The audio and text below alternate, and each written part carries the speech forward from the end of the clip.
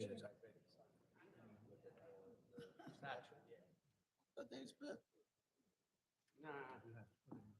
gotta look at it if it's historic, you don't wanna have a problem.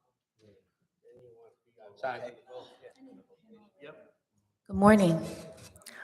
Welcome to the pre-meeting of the Newark Municipal Council on Wednesday, January 22nd, 2025.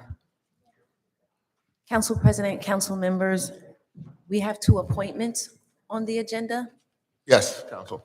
Starting on page 30, item 8A is the appointment to the Lesbian, Gay, Bisexual, Transgender, and Questioning Advisory Commission.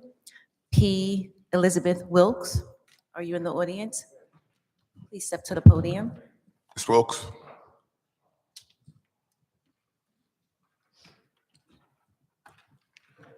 Good morning, Ms. Wilkes. Did you have good morning. Do you have an opening statement? Hi, good morning. I welcome the opportunity to partake with Newark and be a part of partnership in exploring with many other organizations and being a voice, providing housing, providing the voice throughout Newark as well as New Jersey, and being visible, standing, and shouting, tactful, but being impactful. Thank you. Any questions or comments from the council? Councilman Kelly. How you doing? And congratulations, Thank you. Ms. Wilk. I'm just curious, with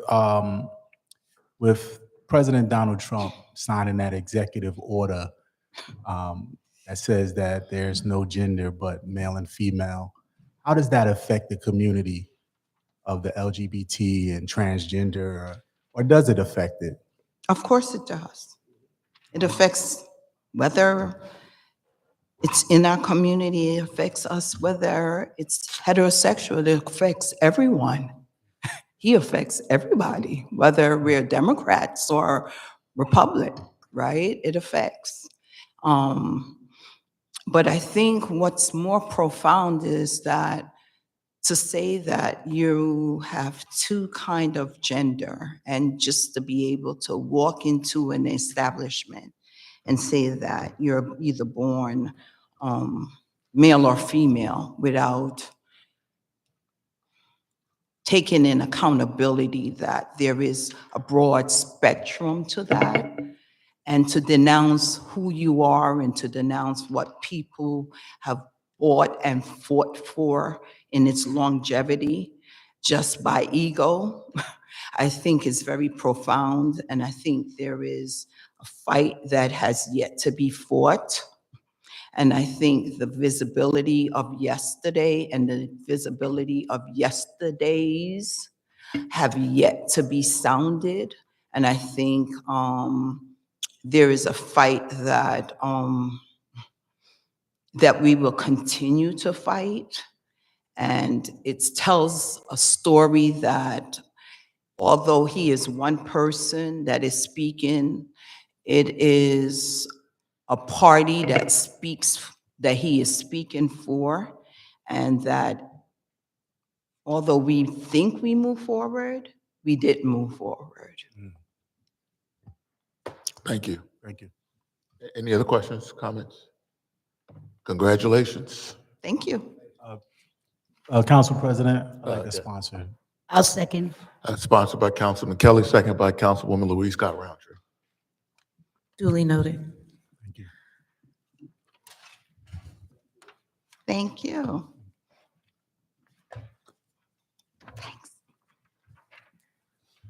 Council President, council members, our next appointment is item 8B, appointment to the Newark Parking Authority. Stephanie Matthews. I do not see Ms. Matthews. Duly noted. Not appearing. We are- Madam Clerk, if she comes in later on, we can come back to her. Absolutely. We are on page 4 of the agenda. Ordinances on first reading. 6FA is an ordinance amending traffic by designating 15th Avenue and South 13th Street as a multi-way stop sign intersection in the Central Ward. Any questions or comments? Seeing none, next item.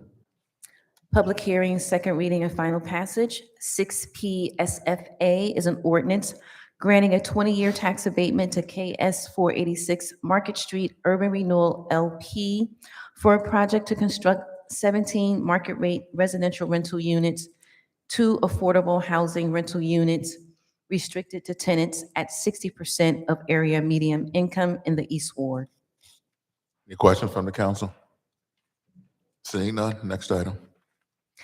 B is an ordinance granting a 20-year tax abatement to Mount Pleasant Apartments Urban Renewal LLC for a project to construct a new 5-story multifamily residential building consisting of 24 residential rental units, 19 market rate residential rental units, 5 affordable housing rental units, of which 1 unit shall be restricted to tenants at 40% of area median income, 2 units shall be restricted to tenants at 60% of AMI, and 2 units shall be restricted to tenants at 80% AMI in the Central Ward. Any questions from the council? Seeing none, next item. Second reading and final passage only. 6SFA is an ordinance granting a 25-year tax abatement to 566-570 Springfield Urban Renewal LLC for a project to construct 22 market rate residential rental units with 2 affordable housing rental units, which shall be restricted to tenants at 60% of area median income in the Central Ward. Any comments from the council? Questions, concerns? Seeing none, next item. B is an ordinance amending and supplementing the registration of all new and pre-existing convenience stores to create a subsection, prohibited distance from existing convenience stores, and to further include the increasing of fines and penalties for violations and penalty. Sponsored by Councilman Council, second by Councilwoman Scott Roundtree. Any questions, concerns? Yeah, Mr. Chair. Councilman Council. Thank you. I just wanted to bring light to this. At the last meeting, I just sat and, wanted to listen, but there was a lot of misinformation that was provided, from the folks. One, this has nothing to do with taxing businesses. This has nothing to do with closing down businesses or trying to stop businesses from opening and developing. This ordinance is simply an intent to have vision for our city, a city that is growing, and in its growth and development, that we have to be able to create and encourage a multitude of commerce in our community. And in doing so, we want to ensure that we're not saturating locations. I understand the role and responsibility of zoning to provide for us areas that stores and haberdasheries can be able to have zoning, but it's also our responsibility as a council to have vision about what we want in our neighborhoods and what we see in the long range. And so in doing this, it allows us to be able to ensure that commerce and different types of commerce comes into our neighborhoods as we're a growing city, to be able to have the opportunity to do that. One, this does not remove or take away from any convenience store that wants to open, but it encourages owners of these facilities in our zoning offices to look at the amount of defined businesses on top of each other so that we can be able to create space. Also, the ordinance does not talk about current convenience stores that may be open now, because all of them will be grandfathered in. This is only talking about only new and newly constructed convenience stores that are being established and talking about within the 500 feet area. So it doesn't stop individuals from wanting to open up business, but it begins to allow us to look at, in a growing metropolis, in a growing city, the largest city in the state of New Jersey, especially in our neighborhoods, in our wards, areas of growth and development where we can expand business opportunities and have different kind of business opportunities, especially for a community where, even in our recent exchange with the Nuzzler, now are allowing along the corridors businesses and places to expand, to grow, and it's going to create a lot of foot traffic. And we want to make sure that residents can be able to walk out to their neighborhoods and enjoy a different variety and multitude of shopping options or different options in their area. So this is not to condone or beat or smash, but it's to provide vision and opportunity for a city that is moving and growing. Did some research opportunity that even over in Nutley, another Essex County town, that they have an ordinance that is similar, that they have 1,000 feet where you cannot put discount stores, right? And so we have to begin to start thinking in that kind of longitudinal range. Again, for our licensing offices, this gives them the opportunity now to really go out, look at, and inspect and see the business layout of stores and things that are generated in our communities, so that we can begin to have this kind of growth and development for our residents and those who are coming into our city. I believe our residents deserve that. They need bustling thoroughfares and stores of different magnitudes. And so we should be at the forefront of wanting to, assist and move with this. And it's my hope that my council colleagues, would support and adopt it. And whatever the situation is, we're still going to push thought around what our city needs to look like moving forward, because it is growing. And we want to make sure that the things that grow in the downtown area, that we want to make sure that they're living in our neighborhoods as well, for all of our residents in the city. So I just wanted to, share that information. Thank you. Thank you, Councilman. Councilman Ramos. Thank you, Mr. President.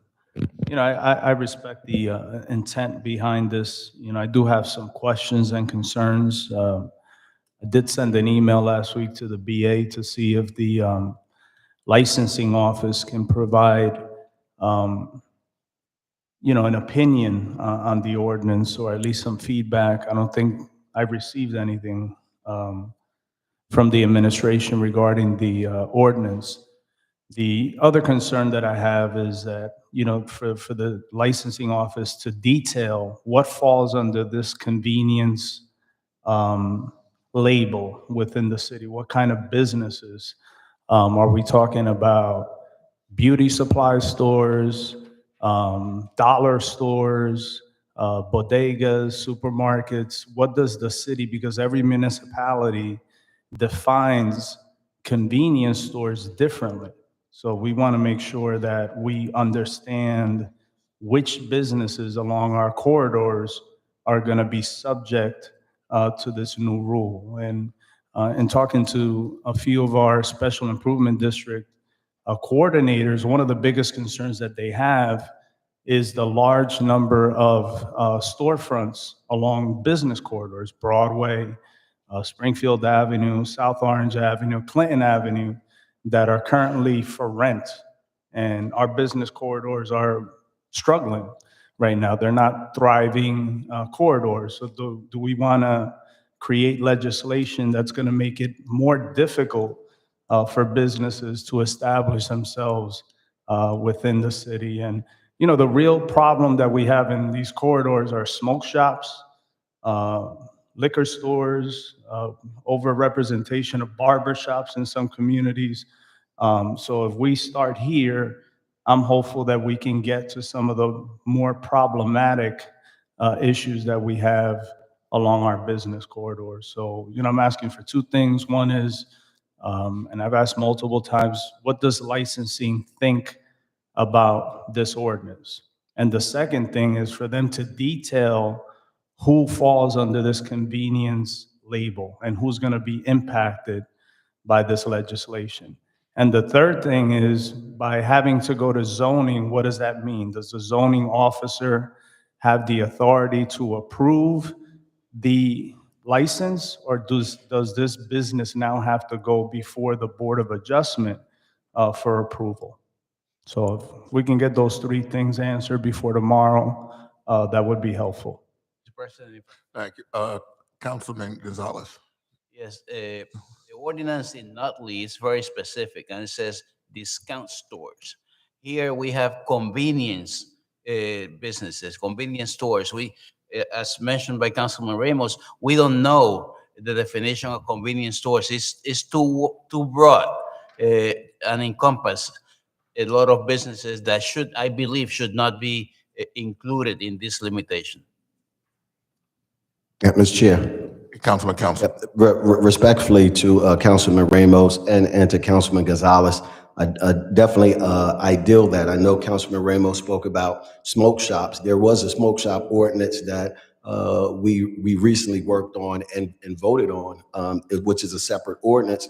And I would tend to think that if it is the will of the council to want to expand on that and work in a similar capacity, that all we would have to do is pull back up the ordinance and make the amendment in the ordinance. So I definitely wouldn't have a problem with that. Number two, he spoke about definition under chapter 8, 30. There is a definition for convenience store, which reads, shall mean any retail establishment that sells convenience goods, tobacco, products, magazines, and having less than 10,000 square feet of retail floor space accessible to the public.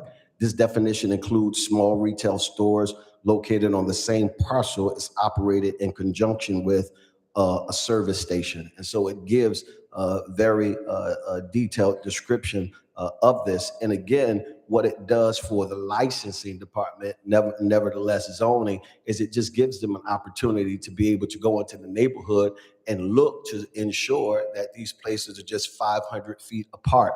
I just don't want us to miss, and no matter how it moves, right? We vote it up, we vote it down tomorrow, whatever it moves, I'm going to continue to talk about the vision of this community, because we have a responsibility as agents. It doesn't matter if it's on administrative level or on the council level. We have a responsibility to have a vision of where our city needs to be. And we have a right as residents to begin to look at how our neighborhood should be defined and what we want in our neighborhoods. This doesn't prohibit anyone that wants to open up a convenience store. What it says is that we want to make sure that if you're in these neighborhoods, that you're 500 feet apart, and so that we can have the wherewithal to envision other commerce and goods and services that can happen along the corridors. And so I know was a response for information. I hope that the administration is able to provide Councilman Ramos with the information that he wanted, but I just wanted to give definition to it by way of what is already the ordinance under regulation and convenience stores. I just wanted to share that information. Thank you, Councilman. Mr. President. Gonzalez first in the back. That definition defines convenience stores by selling convenience goods. So what is convenience goods? So I believe it's redundant, it's circular, and needs to be clarified. How are you going to define convenience store as something that sells convenience goods? What is a convenience good? Yeah. Mr. President, that's my point is, I'm not the most sophisticated guy, so I would need to know concrete examples of what the city of Newark defines as a convenience store. Is selling milk and eggs a convenience to the residents? So does this fall under a convenience store? I just want to know specifically what kind of businesses are now going to be required to go through this zoning approval moving forward. That's all. And then secondly, I want to know, how does a licensing office, they're the authorizing office in the city of Newark. We have not seen any kind of correspondence, even though I've asked multiple times, from that office as to whether or not they agree with this or not, and do they think it's enforceable? Thank you, Councilman. So let me ask a question to Councilman Council. The convenience store that you read, is that the general definition that the city has? This is the definition under the law of the city that was passed by way of ordinance. And so I don't know who was on the council at that time for it to say that it is vague and doesn't make sense. But if it needs to be flushed out, if there needs to be some more definitive and very intentional, specific language that is in here, I mean, this is our role and responsibility.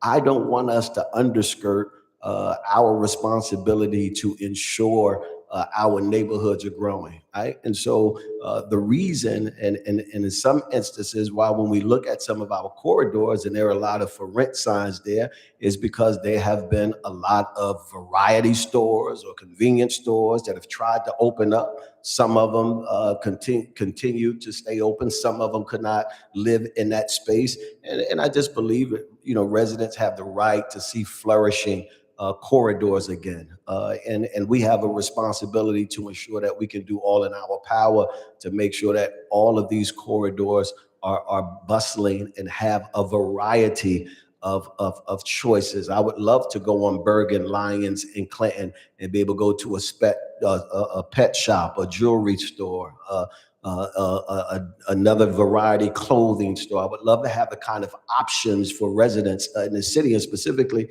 even in the South Ward, to be able to do that. And I don't think anyone on this council does not want that, but I think that we need to begin to think about vision. We need to think about, even when we voted on the Nuzzler to create density and growth and walking traffic in this community, that we have to be willing to allow our residents to walk to something that is just a little bit different than the same. So this definition of what the convenience store is housed in our own ordinance. So it's not in your ordinance per se, but it's what you've done, but it's already been in our ordinance. Yes. All right, thank you. I think Councilman Kelly had something to say, and then Councilman Donna. Thank you, Council President. To Councilman Council, just for clarity, my vision too is not to see a bunch of the same stores in our community, as we sort of see them now. You see a certain store, variety store, convenience store, the same type of store on the corridors, especially along South Orange Avenue, Central Avenue, Stuyvesant, and Sanford. Just for clarity, are you saying that this ordinance will alleviate new stores from allowing them to be exactly like the store that's across the street, down next door? Is this that ordinance? So this ordinance is saying for any new or newly constructed convenience store that they have to be 500 feet apart. So this may necessarily, in some aspects, help other convenience stores that are in the area, but it just creates spatial distance. So that in creating spatial distance, it gives other commerce opportunities an opportunity to live and to grow in our neighborhoods. It gives us an opportunity to really sit down and wrestle and struggle with defining and looking at some of the things that we want in our community and our neighborhood, that as we go out and be it talking to possible developers or individuals that want to come into our community, small businesses, stores, small box locations, to give them the opportunity to see the growth and development of what is happening in our city overall, especially with the notion that, one, our city is growing and it's not going to stop. And that's not a bad thing. But what we have to do is be innovative and visionary in our thought. We should not be stagnant in the fact to say that we're trying to stop someone from having a business. It doesn't do that. But what it says is we want to be able to create the space to say that instead of having 4 like-minded stores rustle and combine on top of each other, right, that doesn't drive commerce, that doesn't allow the average grandmother or grandfather to say, I want to walk out to the corridor to go to 4 stores that sell almost the identical things and not have an option in terms of shopping or being able to get something and go back into my community where I live. It's just saying we want to be able to try to, navigate around those things, grow community, grow economy, present employment opportunities, all at the same time, while still saying to that new or newly constructed store, you can be in this area, but you have to be 4 or 5 spaces down, right? So that nothing is on top of each other. Thank you, Councilman Quintana. There's a convenience stores, look at gas stations. They have become mini supermarkets and they're in our neighborhoods. And again, what is the criteria of convenience store for them? Because when they come before the zoning, they go for zoning in terms of gas station. Some of them have gone beyond gas station to a mini market, and it's affecting the local stores too in the area. So again, we need to look at the whole what is convenient. on what is going to be a convenient. Is it a dollar store? Is it a bodega? Is what detail?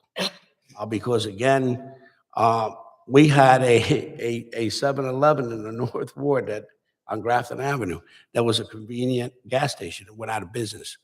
So again, we have to look at when it goes to zoning, and zoning does a lot because they approve most of these things. Well, how many inspectors do we have to go and do this kind of work? Because we're limited in terms of who's gonna enforce. So again, I like to look at this whole thing with also gas stations.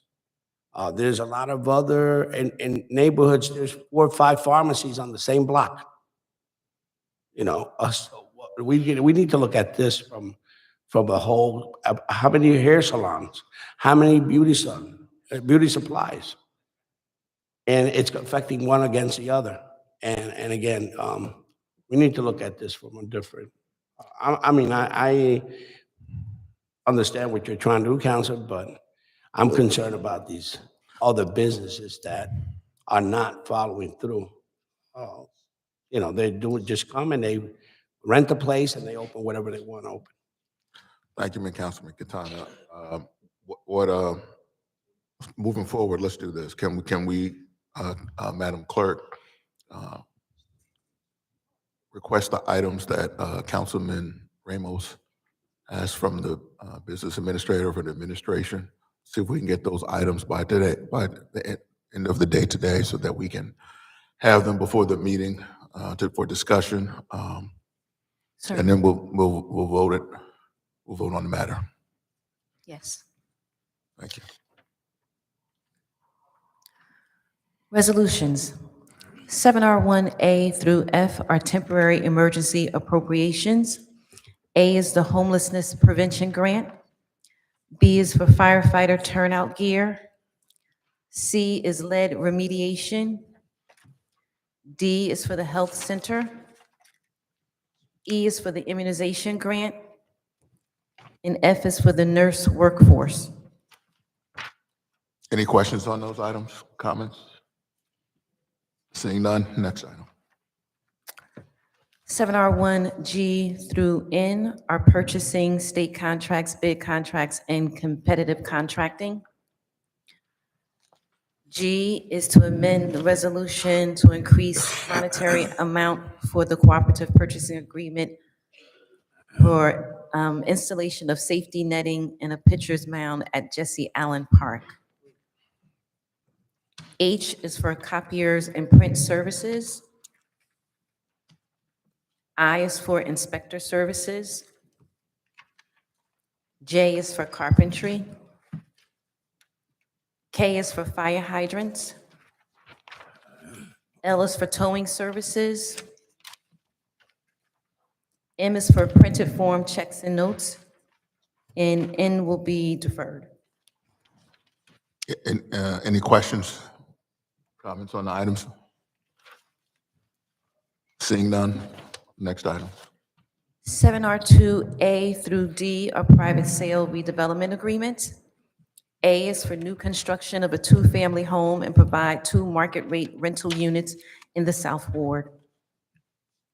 Yeah, Mr. Chair, I'd like to move this. All right. We have, Mr. Is there, we have the developer here, so yeah, I think one of them is here. Deputy Mayor? Mr. President, before Deputy Mayor gets up, at the last meeting, I had asked if possible with the property sales for us to get a list of the letters of intent that were received for these individual properties and the evaluation that the city utilized in order to get to the recommendation that appears on the agenda. So I don't think that's included in the 3 transactions before us. So I just want to know, when can we expect that to be part of the package that we see? Thank you. Deputy Mayor? Good morning, Council President, Council members. Allison Ladd, Director of Economic and Housing Development. On this one, and perhaps the others, we have had the representative present in the past, but I don't believe the person for this site is actually here today. I can ask them to come tonight, so they can be present this evening. But they have come in the past. This item has been deferred 3 times. That's okay. And then Okay. second, Council President, on the question that Councilmember Ramos asked about the LOI process, I'm working with the BA on the response to the motion, and will be providing information to you shortly. All right, thank you. Yeah, I do recall Councilman Gonzalez that the developers were here. Okay. Any other questions on either 2A or 2B? 2B? Councilman Kelly. Thank you, Council President. Deputy Mayor, I'm not sure if you were referring to this developer for this project, if they were here, but I reached out to them several times with no luck of communicating with them, and I just wanted to just kind of know what they're doing in the community. This is the community that I grew up in. I'm from 19th Street and 20th Street. It's called us the Graveyard Boys, right in between this area. So I just kind of wanted to see what the developer had planned for the area that I grew up in, but I had no luck in being able to speak to the developer. Understood, Council President. Again, Allison Ladd, Director of Economic and Housing Development. This is the second redevelopment agreement I know that you're speaking of, Councilmember Kelly. This gentleman has been here at previous meetings as well. Again, I'm happy to reach out to him. But I think after the second time he came, we'll have to ask him again to return. So, and I'll also ask him to follow up with you. I know I provided the information to your office so that they could arrange it for you, but happy to provide it again. Yeah, no, we have the information. We continue to reach out to them, but there's been no follow-up, no return call, no return email. We've reached out several times, and he or she would just not return our communication. So Sure, Council President, I'm happy to try to reach out to the gentleman again. I do know, again, he's been at the meeting twice, so, but happy to have the communication continue to forward, or as you wish. So Councilman Kelly, what's your pleasure? I mean, if he's been at the meeting and he hasn't said hello, hi, I'm that guy. I mean, I would like to defer it unless he, meets with me before tomorrow or says hello. Meetings tonight. I mean, tonight, excuse me, that's right, tonight. Other than that, I would defer it. So for the moment, we have a motion to defer from Councilman Kelly. Is there a second? Second by Councilman Quintana.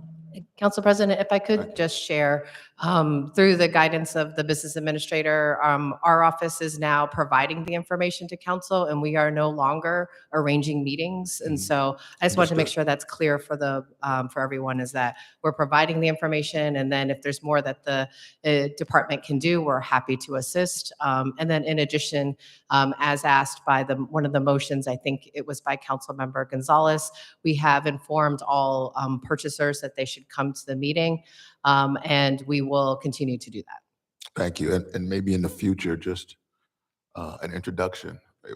If they're at the meeting, maybe, just an introduction, say, this is this person. So that the Sure. councilman, with the councilman, so that maybe we could have avoided this situation.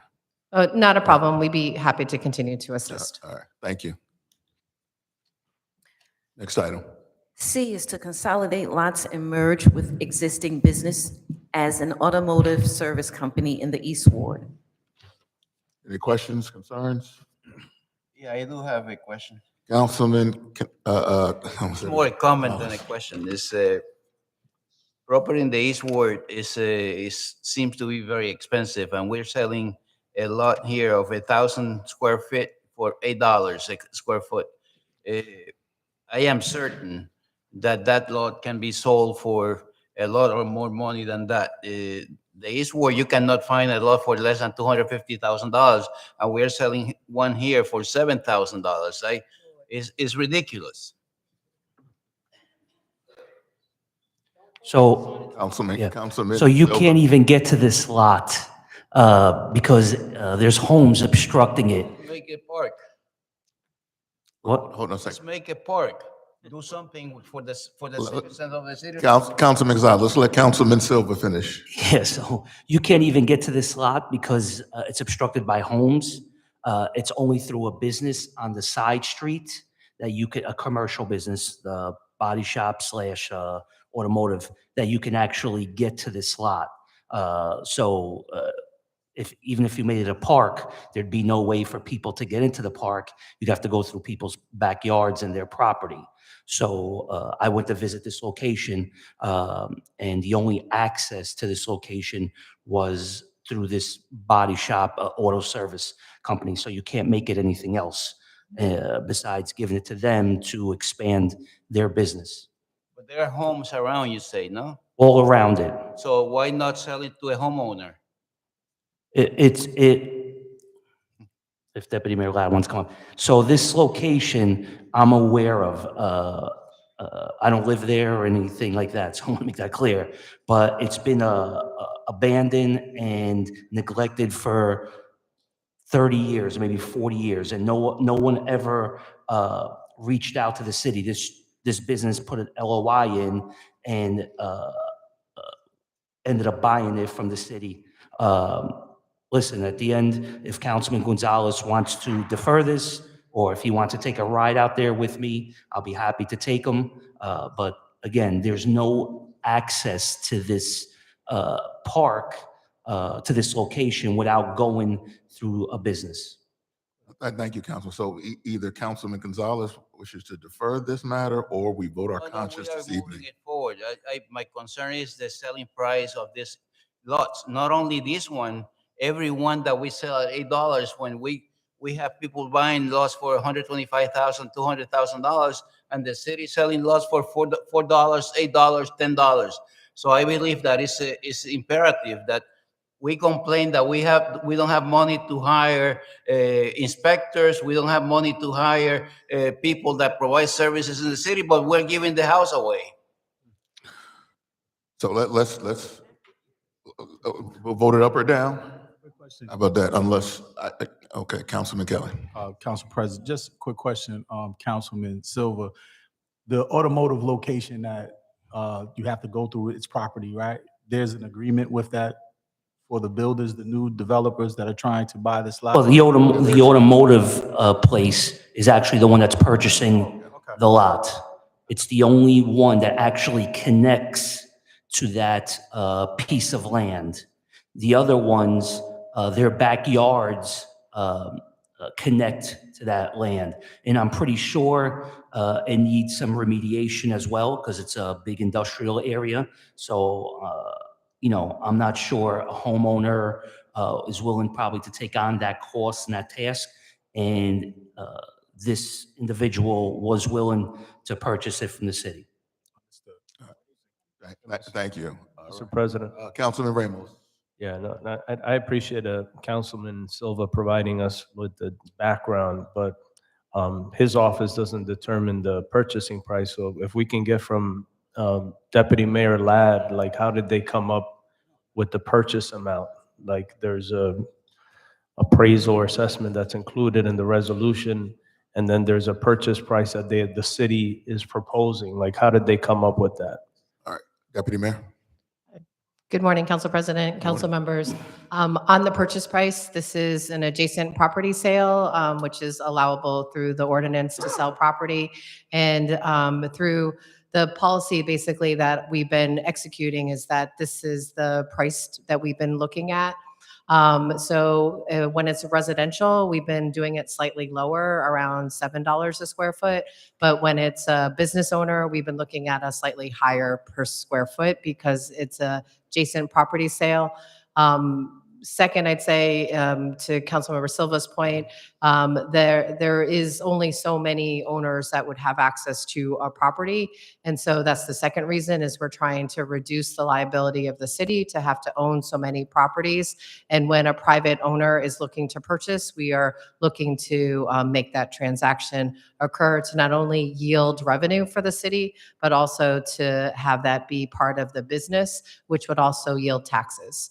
And then in closing, I just wanted to reference that past practice may have been that the city has sold properties for $4 or $6 a square foot, but you are not seeing that today. On the regular, you're seeing things closer to $10, $11, $12 a square foot or appraised value. So I just wanted to make sure that, and if there's documentation, I'm happy to provide that, but it's also in every resolution that we provide to the council. President, if I may. Councilman Gonzalez. It's I believe that someone from economic development should go out there and look at the prices of this of the lots that are being sold in the city.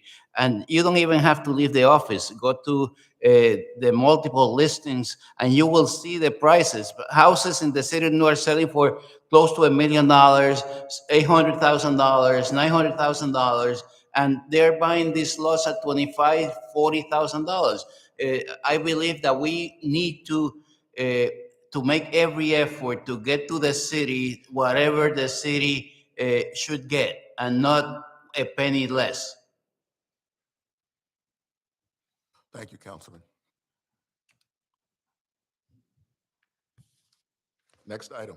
Councilman, yeah, listen, I'm not disagreeing with Councilman Gonzalez's statement about that, but in this case, this lot, where it's located, it doesn't have any value to anyone. It really doesn't. What the shop is going to use it for, because I was out there, they're going to use it just to expand their business, store more cars, probably hire more people. That's it. It's 1,000 square feet. And the location of it is one, like I said, it's not accessible to anybody in the community. It's not accessible to the public. You'd have to walk through a business, through the entire business, go out the back door to actually reach this lot. So I understand what Councilman Gonzalez says. He makes a point. Home values are through the roof, especially in the East Ward. But in this case of this lot, it has zero to no value except for that business owner. Thank you. It's- All right. I don't have this item here brought the point, but I am not complaining about this item. I just use this item to express my view. The larger sentiment of it, yeah. Thank you. Thank you, Councilman. All right, next item. D is to authorize the execution of a third amendment to the redevelopment agreement by and between the City of Newark and Lafayette Broad LLC in the East Ward. Deputy Mayor, well, if you can come up and explain what the amendments are. Yes, Council President, Allison Ladd, Director of Economic and Housing Development. So this item is an amendment to allow the extension of time for the submission of a site plan associated with the property that is across the street and Green Street. The owners are J&L, the Lopez family, and the reason is associated with the fact that we are doing the next item on the agenda, a larger master plan for about a dozen sites around Mulberry Commons. And J&L is one of the 5 partners that's working with us to do the master plan. That master plan will actually allow us to look at highest and best use for all of the sites around Mulberry Commons. Thank you. Councilman Silva, anything? No. All right. Thank you. Next item. Don't go anywhere. Yes, sir. 7R2E is funding an escrow agreement between the City of Newark and Prudential Insurance Company of America, Devils Arena Entertainment LLC, Edison Properties LLC and its affiliates, and J&L Companies and its affiliates. Thank you, Deputy Mayor. I got a question on this item. I know, or at least I think each entity is putting in about $200,000 into the escrow. Council Can you President, give a again, further Allison explanation on Ladd, that? Director of Economic and Housing Development. Yes, the mayor and the BA led an effort to work with Prudential Financial to have them lead this visioning process that we have started. Part of the process was for us to competitively source a master redeveloper planner, not a redeveloper, but the master planner. And so over the course of the last 9 months, we've went through a process collectively with the 5 entities referenced on this chart for the resolution.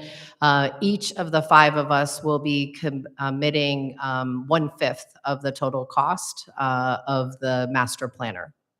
I will end by saying, though, that the master planner is not only doing master planning, visioning, zoning, and land use, but second, they're also doing work around financials and making sure the projects are able to be funded. And then third, they're looking at the actual site plan and development that would have to then be submitted to the city for actual submission. So the collective is actually working together to do a visioning process more similar to what you might remember around NJPAC, and there's multiple projects happening at the same time. The difference is that NJPAC's master plan is all done by one owner, where in this case, it'll be done by various owners of the land around Mulberry Commons. And has the master planner been selected? Yes, as referenced in our documents, the group is led by FX Collaborative, and then there are several subs that are attached to it related to Langdon, who does engineering, and a few others. Thank you. And Councilman Gonzalez. I don't see the housing authority here that is the owner of the arena. Council President, to Councilmember Gonzalez's question, my understanding is it's actually leased to Prudential. And by that, I mean Harris Blitzer, referenced here as the Devils. So the owner of the asset is not involved in the transaction. Due to the long-term lease, correct. Okay. Any other questions? Seeing none, thank you. Thank you, Council President. 7R3A and B are application acceptance of grant funds from New Jersey Department of Transportation for the 2025 Local Freight Impact Fund Program. Any questions? Seeing none, next item. 7R4A is professional service contract to provide financial advisory services. Any questions? Next item. B is confirming bond sale. Can we get Mr. Guzman?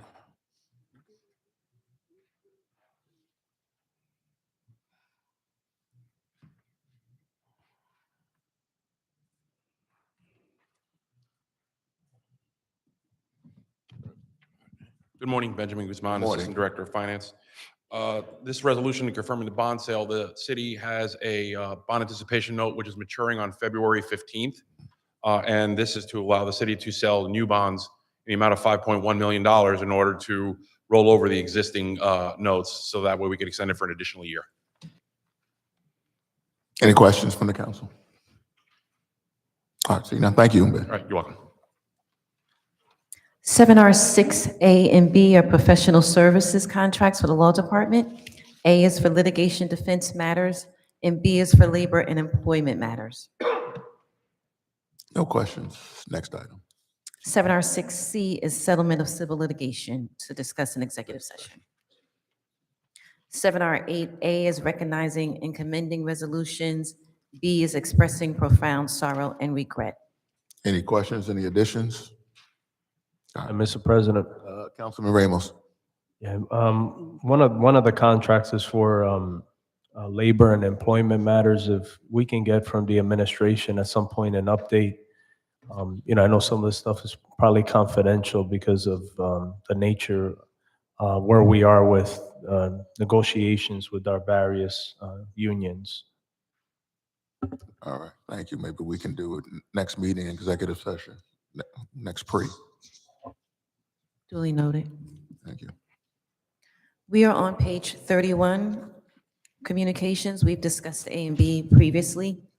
Item C is an ordinance granting a 30-year tax abatement to 40 Austin Street Urban Renewal Company LLC for a project to construct a new 5-story building with a total of 43 market-rate residential rental units in the East Ward.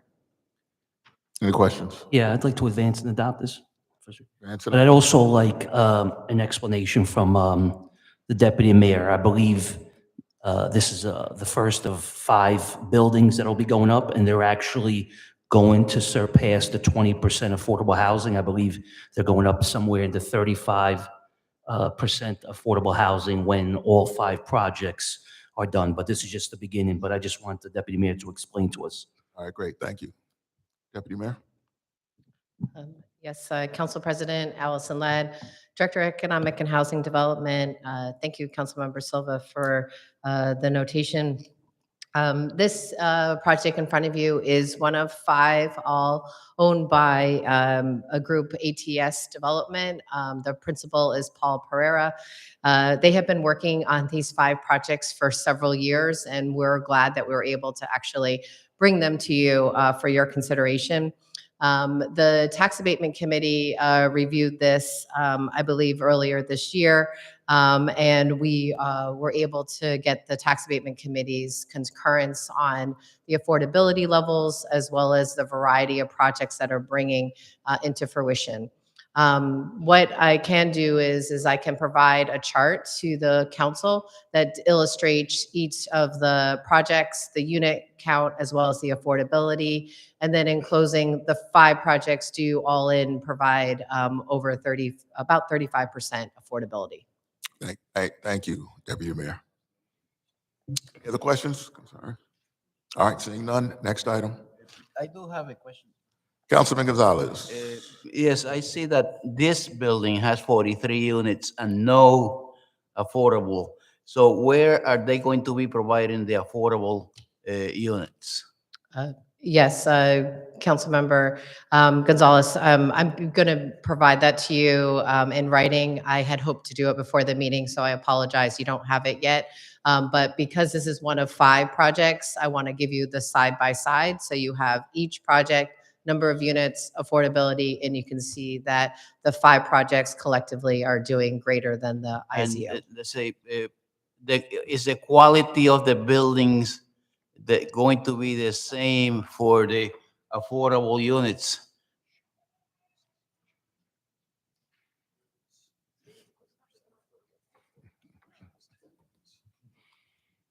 So, I'd be happy to provide it to you in writing. I'm sorry, Council. I just want to yeah, make he had a sure question. that I they don't know say if you that heard the it. quality of the construction is going to be the same in the buildings that are going to be affordable versus the buildings that are not going to be affordable.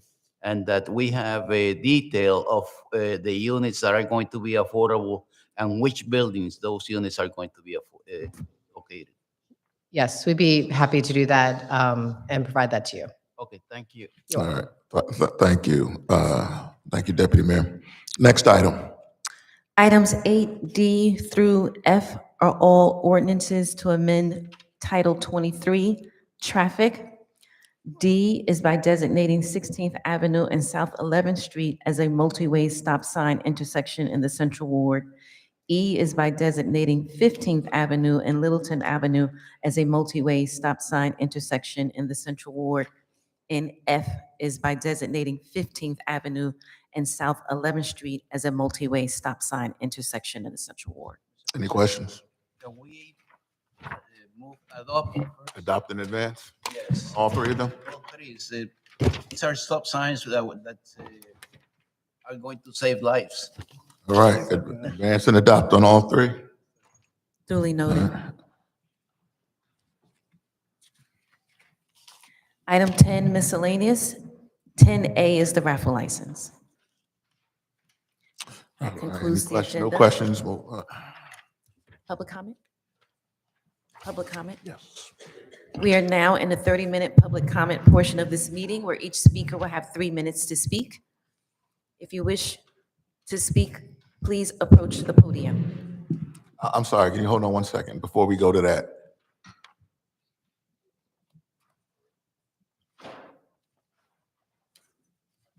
Oh, there's an added starter?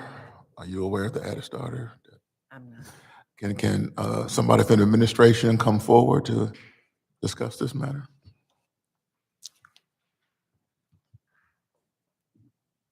Good morning, Council President, Council members. Eric Pennington, Business Administrator. Morning. Yeah, we will seek to put an interim CFO in place effective after February 1st, which has become necessary just recently. So we are seeking to put an interim CFO in place after February 1st, which has become necessary in the recent past.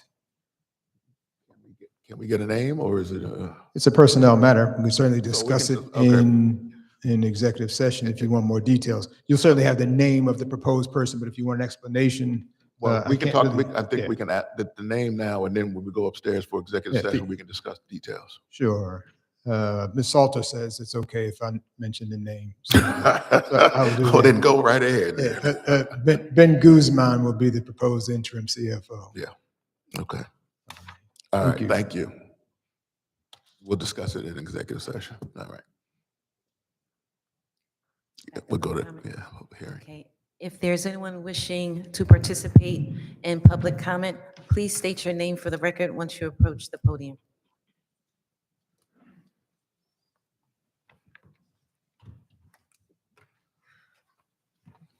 Good morning, George Tillman Jr. Good morning. Well, first, that last 43 market rate and getting a tax abatement, I'm not understanding. They having different locations, and one location is gonna be all market rate. I know it's not even up yet, but just hearing that is concerning. That this has 43 market rate units and is getting a tax abatement. Like market rate, I'm not understanding. Like what, like, let me breathe. So let me get back to my point. My point is that here we go again with these developers getting all these benefits. And Newark residents, we're not working, we're not being a part of this economic development because I've asked several times, we've been doing this for almost 2 years, and Newark Works, we've had a special meeting, and Newark Works has not been brought to this mic. The deputy mayor has not been brought to this mic to give us a plan of action as to how Newark residents are going to be a part of this economic developments. When they've come here several times, the deputy mayor come here several times and said that there's no way that he's going to be able to supply a workforce that's going to take decades and may not even take place in his lifetime. That's unacceptable to us Newark residents. If you're going to be coming up here giving out tax abatements, and then I see market rate and they're getting tax abatements and we're not even working, that's a problem. They need to come here and give accountability for why they don't have a workforce, why they haven't produced the workforce in 10 years. What does that workforce look like now? What have been the job placement and retention rate for Newark Works for the last 10 years? Like what, they're just doing whatever and nobody's giving no accountability for what they're doing. And it's time that it's stopped. And like, I'm gonna keep coming here, and I said that several times. It's been 2 years. I'm still coming here talking about the same thing, and we're still not getting no results. Newark residents aren't working. Maybe you like us saying that. Maybe you like hearing me say that, but I'm gonna keep saying it until we start working, or till somebody come up and give us some answers to how we're gonna be a part of what we're supposed to be a part of under these laws. Thank you. Thank you, Mr. Tillman.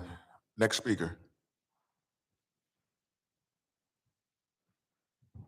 Deborah Salters. The last meeting, the Corporation Council and our BA got up here when I talked about Kauaita, Kauaita, however you want to pronounce it, towers, and was acted as if I was ill-advised, misinformed, incompetent in my knowledge, as if we had not been in litigation about this. So I'm going to give you some numbers.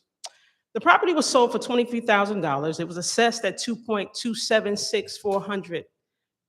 So we lost out $2,253,400. Then we had to refund the $23,000 plus the $50,390 settlement agreement, which was $73,390. Then $450,000 we had to pay for attorney's fees. So in addition to the project not coming to fruition because of how it was handled, the building's still there with the tree growing outside of it. Now, the numbers, the file numbers for Legistar, where you can look it up, 22-1743, 22-1739, 22-0105, and the actual added starter date that it was on was February 18, 2021, on a Thursday.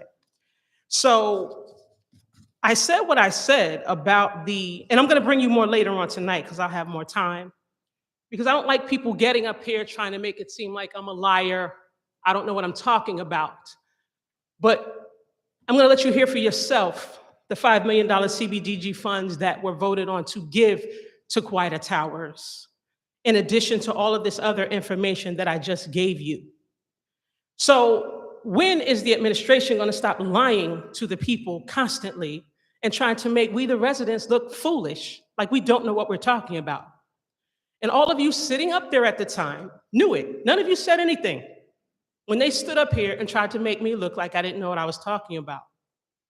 Because there are a couple of you that had a lot to say about that, even though you voted yes on it. But this is my point. You all sit there and you're supposed to represent we the people. And when the administration gets up here, and a lot of times Crump will call Corporation Counsel a councilman accidentally. But no, he's the 10th councilman, because everything he gets up here and does represents the administration or anything for the developers.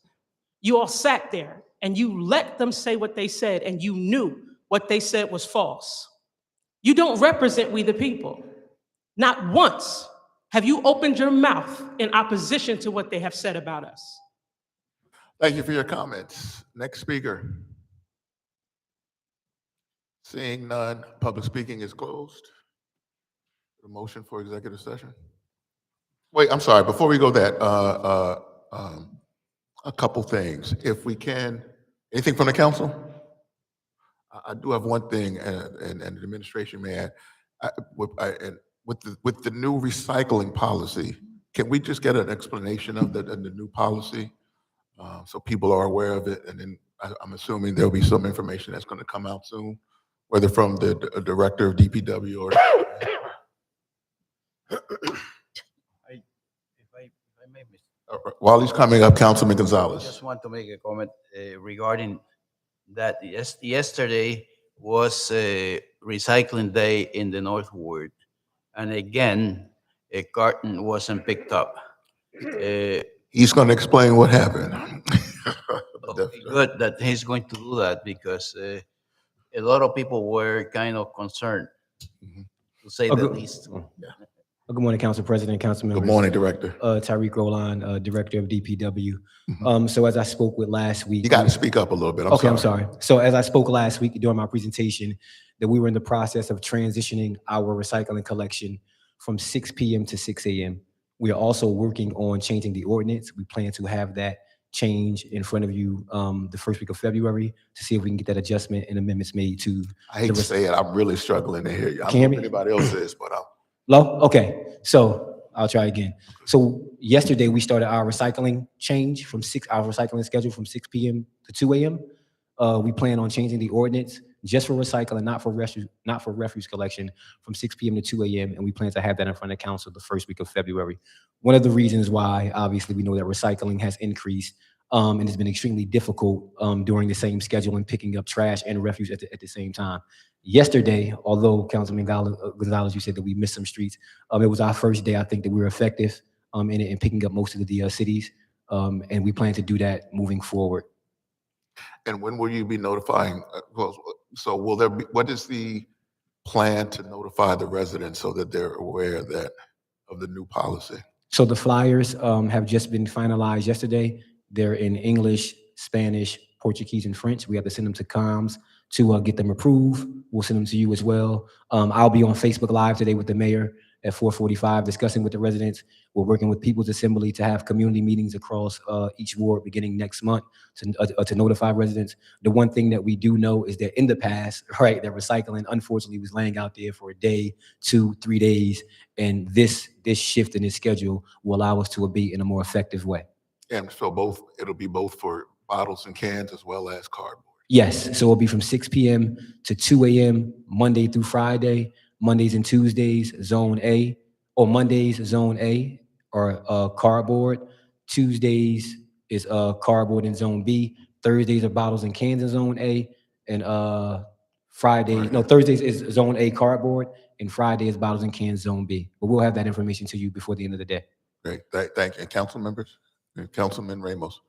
Yeah, thank you, Mr. President. You know, and I want to thank the director for being responsive. I know you're definitely trying. You know, I text you, reach out to you periodically, and you know, I respect the fact that you follow up and do respond. My only concern is with a 6 p.m. window. Like, at what time do you expect people to put out their recycling? I mean, a lot of people don't get home from work till after 5 o'clock. Are they going to be allowed to put recycling out before they leave in the morning to work, in order to ensure that if there is a 6 p.m. pickup, that they don't miss that pickup? I think you need to define, in whatever information you put out there, like, what's the allowable time that the city has for people to put out their recycling, because 6 p.m. is early. Like, I would miss that pickup unless I put out my recycling before I leave the house in the morning, right? Because I Yes. don't get home till after 6 o'clock. So we need to make sure that we keep that in mind, because the 6 p.m. is relatively early. And if your folks are out there at the beginning of that window and you don't put it out, you missed out till the following week.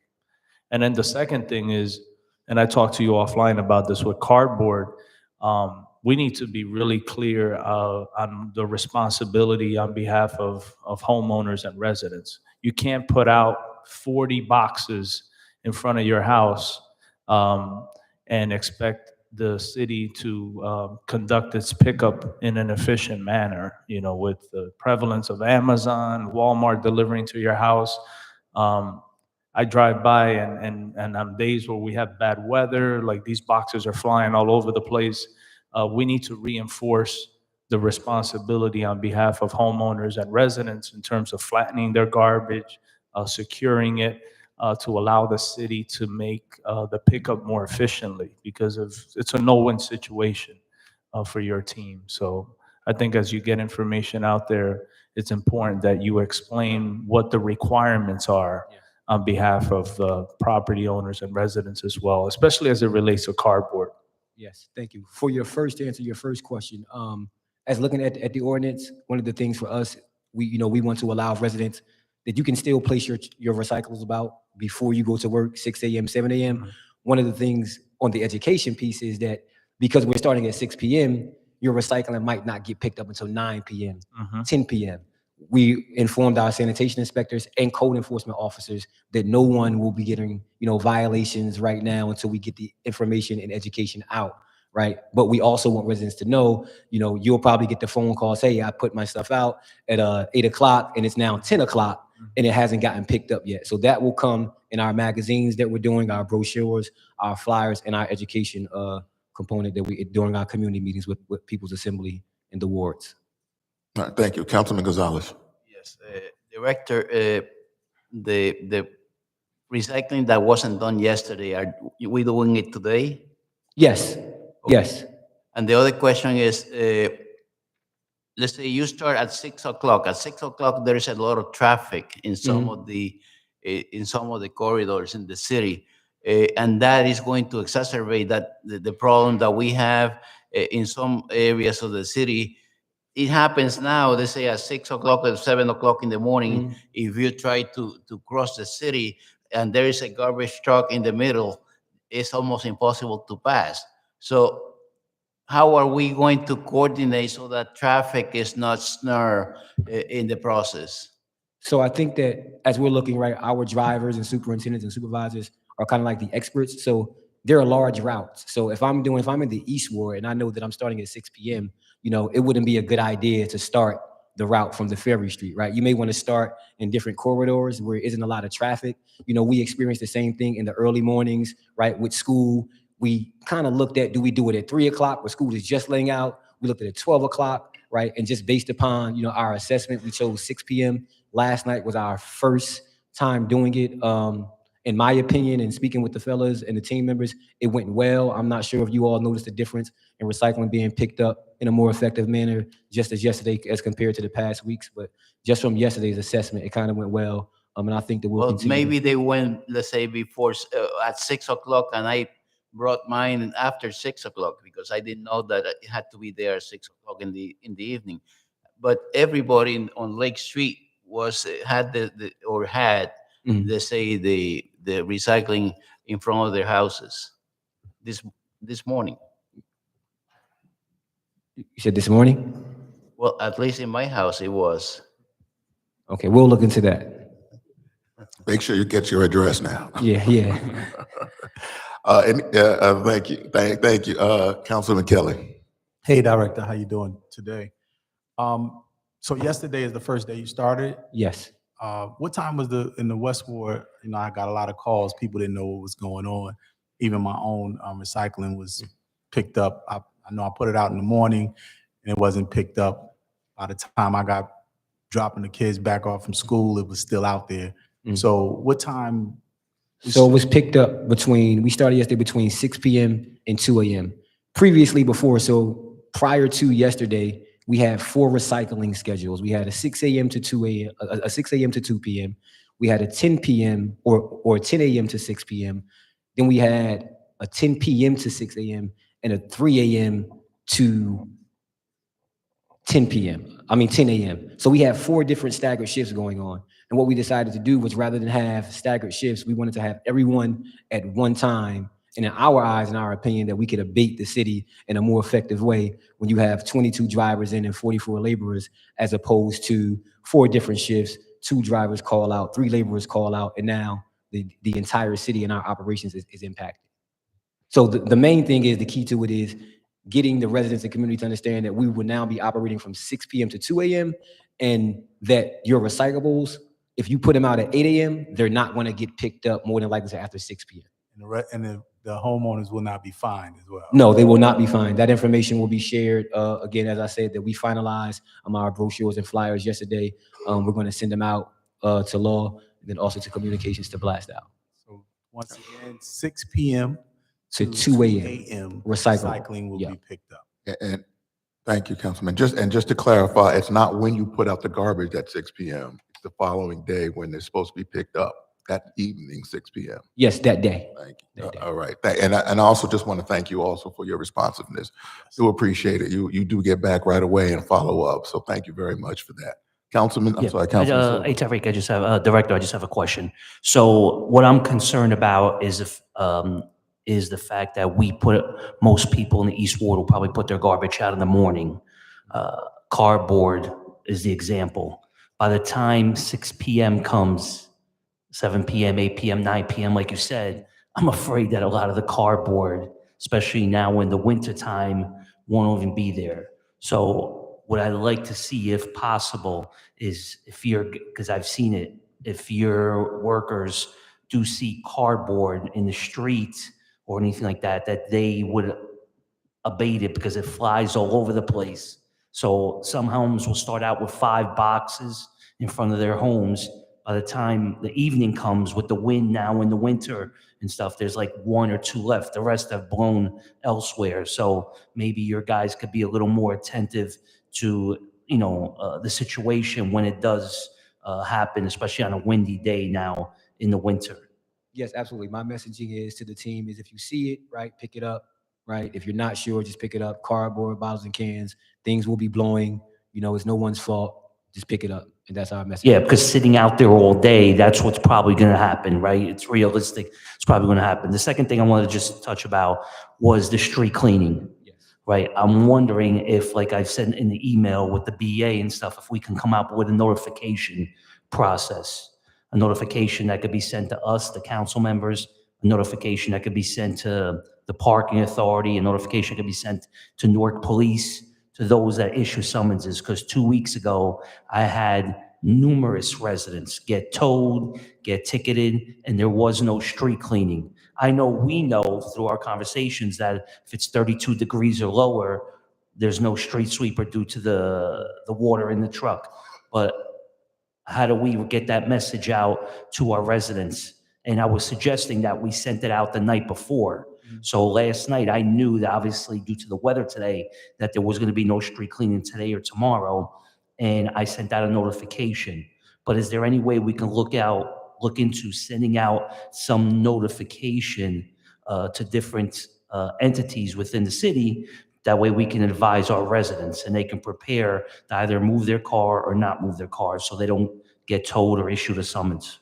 Yeah, so as it pertains to street sweeping, my team can definitely send it out and work the BA's office, right? But street sweeping is just one component of alternate side parking. It's not just street sweeping. It has to do with tree maintenance and other repairs and maintenance. So, You know, I honest to God, I've never heard that until the BA responded to an email saying maintenance, we keep that side of the street open for maintenance. I had never heard of that. But, so are you saying that if street sweeping is canceled and a car parks on the side of the street where street sweeping is canceled, they can still get ticketed? yes. Because, I mean, I don't want to speak, but maybe, someone else can speak. But what I will say, for example, it may be a car may have to move not because street sweeping, but because they're going to be tree maintenance. We have to be a tree, PSC&G. So alternate side parking is not just for street sweeping and street sweeping alone. Okay, so I get that. Tree maintenance, an emergency, a pipe break, whatever. But outside of that, outside of those maintenance purposes, you're saying that if street sweeping is canceled and a car is parked there, our residents, street sweeping, that car can still get towed only if maintenance or something has to happen there, or just in general? Say no maintenance has to happen. Well, I can only speak for street sweeping, right? Anything else that happens, what NPD or parking authority tickets it for, that is something that we would have to have a discussion about. But as it pertains to street sweeping and cars moving and cars being ticketed is not only because of street sweeping. There are many different. Okay. All right, thank you. I wanted to have the opportunity to text him because I don't have his phone number. So let's wrap up the meeting and then go upstairs and you can to talk to the director. I think don't leave. No comments. Just I don't need leave. your phone number so I can text you. Okay. I think that's it. Anything else? Anything from the administration? Anything else from the council? All right, let's executive session. Move to executive session. Council? Gonzalez? Yes. Kelly? Yes. Quintana? Ramos? Absent. Scott Roundtree? Yes. Silva? Yes. President Crump? Yes.